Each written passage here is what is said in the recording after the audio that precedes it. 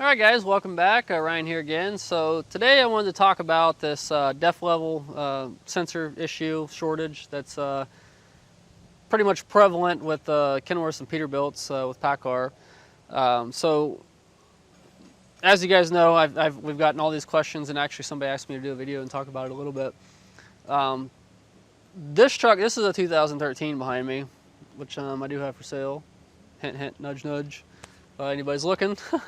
But this truck here, it doesn't have that problem. I actually called because I was curious, and this has a different def level sensor, and it actually has a 4-wire where it just works on resistance. And if it did go bad, which Kenworth has them, they could have it basically the next day.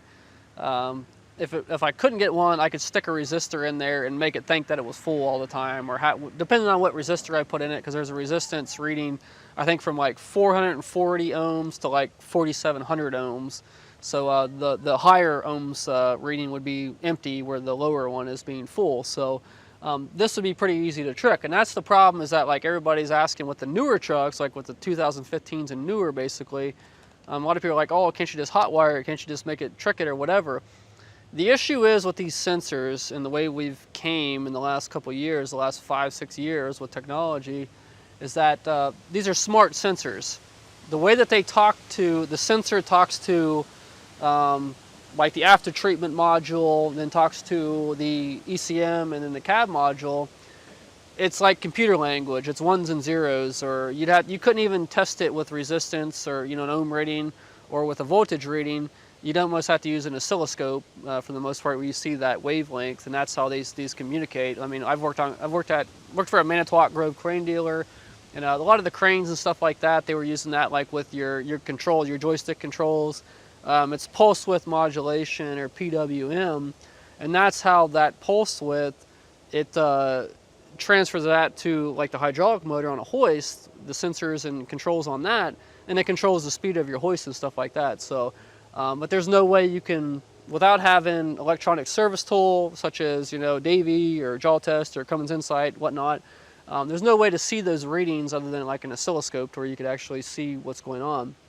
So the problem with that, there's like this semiconductor shortage in new vehicles, and these sensors now, I actually just changed one for a guy a couple months ago, maybe a month, 6 weeks ago. He was actually kind of a repeat customer of mine out of Connecticut, and his def level sensor started going bad like out in Nebraska, and he was able to make it here to Ohio. And his wife went up to Massachusetts somewhere, and a dealer actually had 2 of them in stock, so she was able to purchase. They would only sell him one of them. They wouldn't sell him both of them, because now if he had it, he could probably get like $2,000 or $3,000 for it if he still had it. For I think he only paid like $200 for it at the dealer.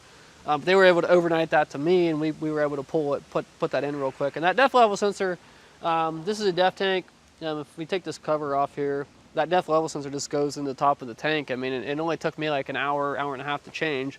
The plugs can be a little bit temperamental the way that setup is, because I think it's a 6 or an 8 pin connector that has that little box that slides out of it to connect it. But this truck here only has a 4 pin, and like I said, I could fake it till I make it with this truck with a resistor, if I had to.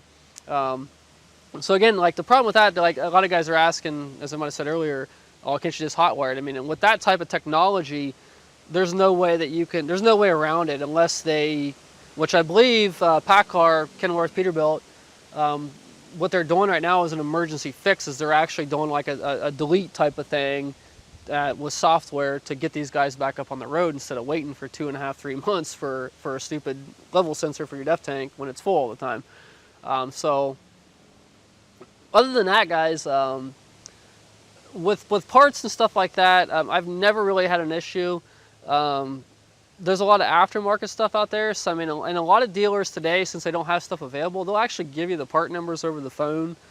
So if you're calling a dealer and they don't have anything, especially if you got a Cummins engine, like I do here, that Cummins ISX15, if you've got an issue with something and you call your Kenworth dealer and they don't have it, ask them for the part number. I mean, you can call Freightliner dealer, which Freightliners don't have a whole lot of Cummins parts. I mean, but you can still, Volvo, you can call a Volvo dealer. Most Volvo dealers sell Cummins. And even get that part number and just Google it. You might be able to find it like a Dorman part or something, an aftermarket sensor on Amazon, which you could have the next day in some cases. So you got to be really creative, and just because you call your dealer or you take your truck in the dealer, don't just take all that we don't have it, it's not available. Now I'm kind of going, I know with this depth level sensor thing, I mean, that's pretty much, it is what it is. I mean, there ain't much way around it. But with a lot of other parts, I mean, if they tell you it's going to be a week or 2 weeks, I get that part number and start searching. I mean, call, you know, Napa, I mean, get online, do cross search. Because with a lot of these things, there are I mean, even with my depth level sensor in this truck, there are aftermarket options out there, and a lot of them are available. So with any type of sensor, so I mean, with dealers and all that, when I call about parts, I don't take no for an answer. I start calling other places. I'll call with Kenworth and Peterbilt. I mean, there's a lot of stuff that's interchangeable with them. I'll start calling Peterbilt dealers. And in my area up here in Northeast Ohio, I've got two Cummins dealers. Actually, Cummins Sales and Service. I got one up in Cleveland. I got one in Youngstown. And so I got those two resources. I mean, and like I said, with Cummins, I can call International, I can call Freightliner, I can call Volvo, I can call Peterbilt, I can call Kenworth, I can call Western, you know, all of them, because most of them have a lot of parts, and a lot of them actually have, you know, parts in stock. So I mean, I've got like 25 or 30 places I can just go down the line and call if I can't find something. So don't just think, like I said, if you got a Cummins engine, you're calling Kenworth. You're not tied to them. I mean, use your resources, like I said, the internet, Google, and all that. Search stuff, and try to find other alternatives, and call other dealers that, like I said, call a Volvo dealer that sells Cummins, you know, call a Freightliner dealer, or whatever.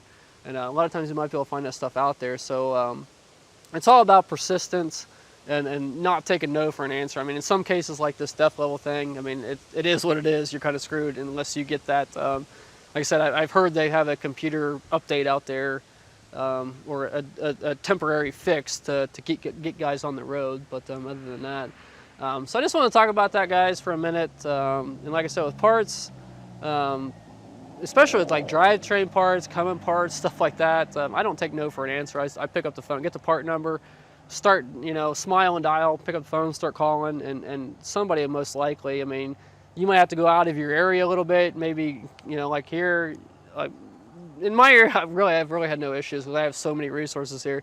But if you're, you know, in a different area, you might have to start calling out of state, start calling other dealers, and just pick up the phone and start calling. I mean, if you want to get back on the road, you do what you got to do. I mean, don't just sit there, be persistent about it. So, but other than that, guys, I just want to talk about that for a minute, you know, because it's been kind of a hot issue. And like I said, with this particular depth level sensor on the newer PACCAR, you know, Kenworth Peterbilt trucks, there's not a whole lot you can do. But like with this vintage truck, there is a lot of things you can do. So if you can't find what you need, I mean, even like I said, if they, on like a 2013, if they can't get that sensor, you know, in a week or something, this one actually you can put a resistor in it, and you can look up the specs and do that yourself for the most part. But other than that, guys, that's pretty much it for right now. So if you new to the channel, subscribe if you haven't already, hit that bell for the updates, like the video, give us a thumbs up, and as I've been saying lately, if you don't like the video, then give us 2 thumbs down, so that way we get the point. So, but anyways, guys, thanks for all the support, thanks for all the comments and questions, and we'll see you next time.